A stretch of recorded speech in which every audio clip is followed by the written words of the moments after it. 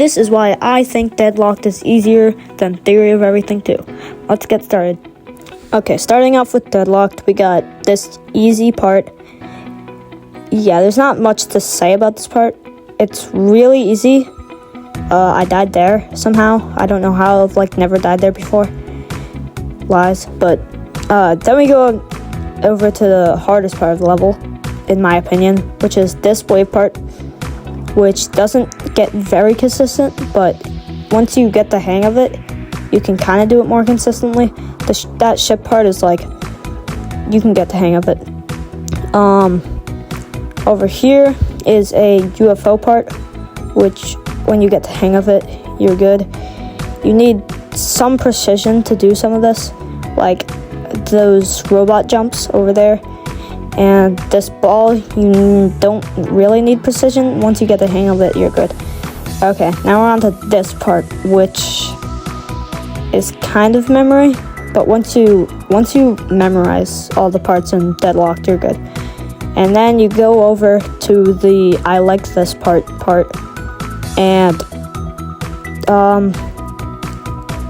it's not that hard, but it's I don't know what to say about it. Boss fight, which isn't that hard. This part though, I hate this part. It's just so hard. I don't get why RobTop would add this.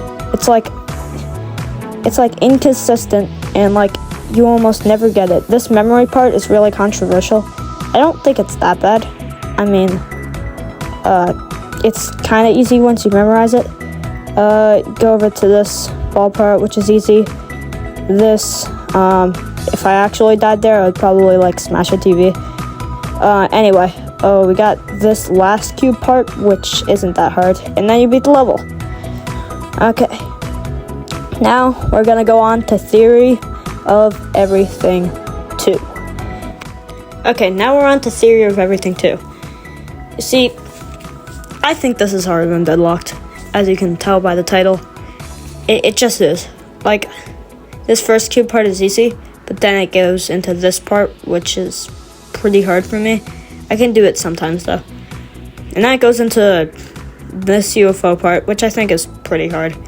I mean, it's a good thing RobTop put it at the beginning, because if he put it at the end, it would be too hard. But he put an even harder part at the end. Foreshadowing, by the way. But, yeah.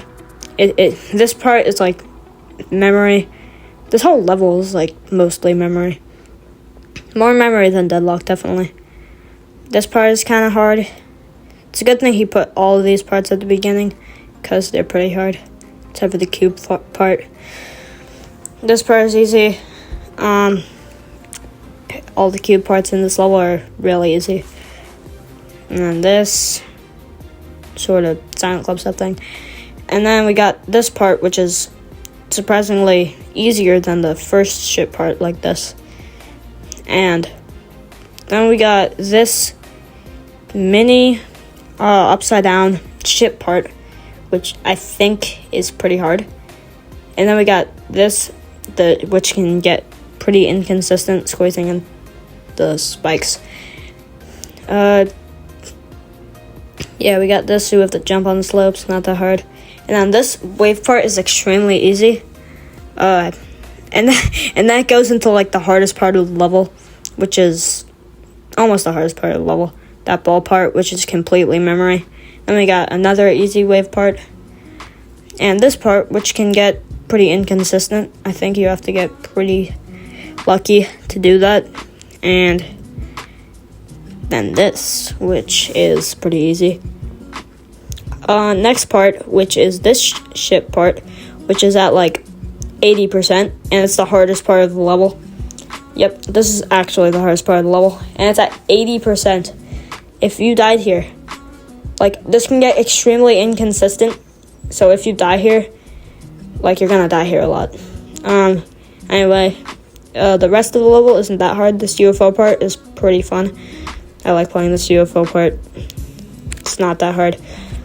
This wave part is interesting because It's way harder than it looks, but still it isn't that hard. Anyway, got to the last ball part, click the orbs, and you're done. Okay, well, that's the end of the video, and, well, I hope you enjoyed the video, and bye.